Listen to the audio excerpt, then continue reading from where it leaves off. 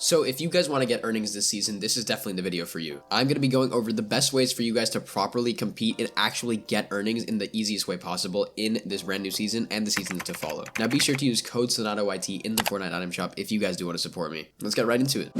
So to begin, I want to go over the fact that you guys definitely need to get on a schedule while you're playing. Now, considering that a lot of you guys are under the age of 21, you're most likely going to be in either school or college. So the first thing that definitely matters is that you're completely having a healthy balance with school. And if you guys want a video on that, I actually did make one. But in order to succeed, you guys 100% have to be on a schedule that balances your school with your Fortnite play. You should try to at least play around 2 to 4 hours every day if possible. Not only will this make you improve at a faster rate, you're 100% going to be competing at a very high level if you guys consistently play like this every single day. You're going to be able to scrim, play arena. Just try to use your practice time as wise as possible. Try not to sit and waste your time in Discord calls. Also try not to waste your time watching stupid YouTube videos. Don't waste your time scrolling on TikTok. Rather, I'd recommend that you guys try to focus on actually competing and playing the game. However, 100% if you guys don't have the enjoyment of it, you're not going to succeed. A schedule is absolutely critical for almost every Fortnite player, and I would recommend it to everybody that asks me about it. That's the first step of getting you guys on the path to properly succeeding and getting some earnings.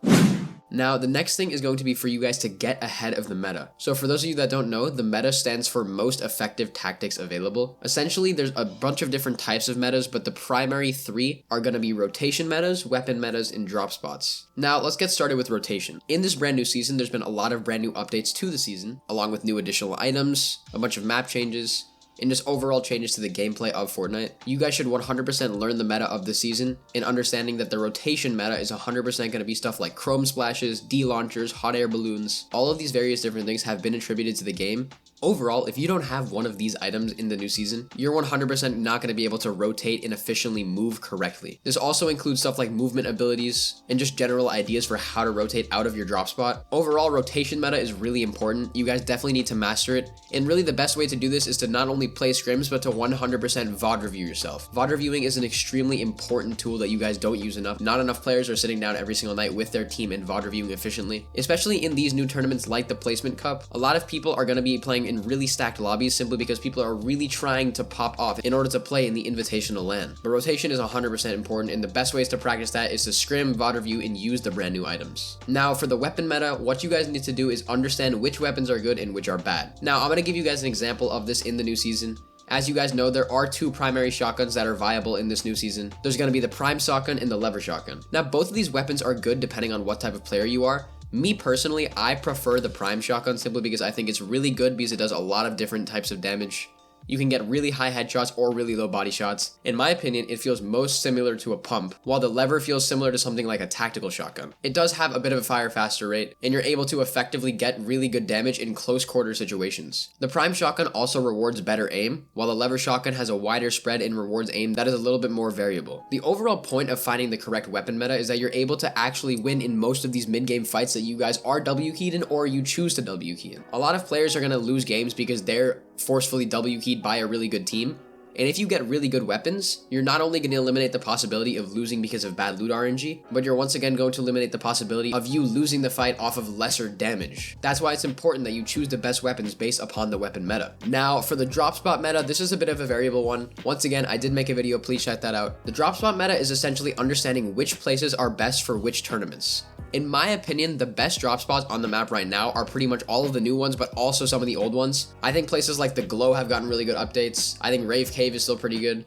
I also think cloudy condos and places like that have been updated with this new season are extremely good as well. What's important is that you find a drop spot that works for you depending on not only your skill level, your PR, your amount of competitive experience, but also that of your teammates. If you're able to find the drop spot that you understand and you're able to succeed in, you're definitely going to succeed no matter what. So if you guys mastered those three metas of rotation, weapons, and drop spots, you're 100% going to succeed in actually getting ahead of the meta and making sure that you're on top of this season. Now, next, I'm going to be going over teammates and how you guys can find better ones in order to succeed in team game modes like the Placement Cup and other various team game modes. Now, you will definitely need to find teammates of similar or better skill level than you. I think what's really important and a lot of players tend to overlook is that this will not only help you place higher, but will give you people who have similar goals to you. Their goals and mindsets will be very alike, and overall this is going to reward you being around a positive work environment. Now, there's been a lot of studies done on how the brain develops in a positive work environment. As you're working there, you're definitely going to exceed a lot more amongst your peers. So basically what that means is that as you play more and more with the same people who are very good and are getting better just alongside you, you guys are all really going to excel way more than the rest of the competitive players who are not doing so. You can find really good teammates by joining good friend groups and placing in solos, but the biggest thing is that you 100% need to build your PR. PR is basically the Fortnite resume.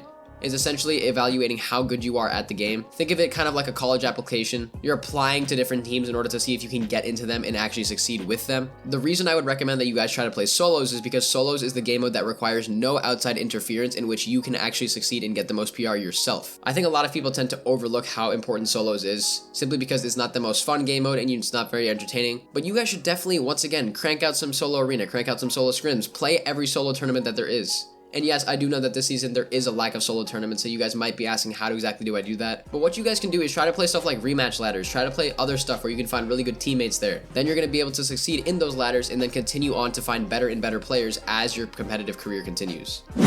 And this brings me to my last point, which is something that I kind of mentioned already, but I really want to dive into it because people don't realize how easy it is to actually get earnings from this game mode. This is going to be to focus on solos. Now, if you're good at solos, you can 100% be good at any other game mode, simply because the skills from solos definitely travel to other game modes. For example, if you're playing a solo match, and let's say that you're fighting an enemy player, that's going to translate over to when you're in a duos match and you're alone with your teammate who has been knocked, and you need to clutch up the fight in order to win. The primary purpose of being good at solos is to build up your Fortnite resume once again. This can be your PR, this can be the amount of earnings you have, this can be the amount of events you have played, this can even be the amount of people that you have eliminated. I'm not even lying, one time I was playing competitive and a person asked me, how many kills do you have on your Fortnite tracker? And once again, this was way back during the World Cup times, but it has happened before. It also gives you the ability to get your own earnings on your own accord. You don't have to rely on any teammates whatsoever. I think that's a really powerful tool that not enough people are abusing. And I think some of the best players in the world are all amazing solo players. Look at people like Tayson, look at people like Booga. They're both extremely good solo players that have won at least 2 big solo events in the past. All these people are absolutely insane at the game, and you need to emulate exactly what they did in order to come up. I see a lot of people saying that, oh, I'm not good enough at solos, I'm not good enough to compete in solos, and this is primarily because of their mental game. Realistically, they're very good in terms of actual Fortnite skill, they just don't have the mental capacity to actually compete in solos and win. A lot of people who play Fortnite have very short-tempered mindsets. A lot of people have a very short attention span, so they can't really focus on solos and think about it logically. Now, this comes with practice, guys. You can't just get this on the first try. You're never going to get earnings on your first try. If that was the case, then all professional people, such as athletes, would be devalued because anybody could do their sport. That's not the way that the human brain works. You guys need to actually compete at solos in order to improve. Practice makes perfect, which is something that a lot of people overlook when actually competing in this game mode. But all in all, I'm trying to get around the point that solos is a very easy game mode to get earnings in because it's you by yourself actually improving, and this will once again translate over to other game modes, in which you can get even more earnings and then once again result with a very good Fortnite competitive history. But anyways, guys, that is the video on exactly how to get earnings on a very simple step process. You guys should try to do all of these things. However, it is okay if you bend and twist them in your own ways. I understand that a lot of players are different, and a lot of players will take different approaches and different ideologies when it comes to actually succeeding in competitive. But overall, you guys should try to get this stuff done. It'll greatly help you out. But that's about it for this video, guys. Be sure to like and subscribe to the channel, and I will see you all in the next video. Bye, guys.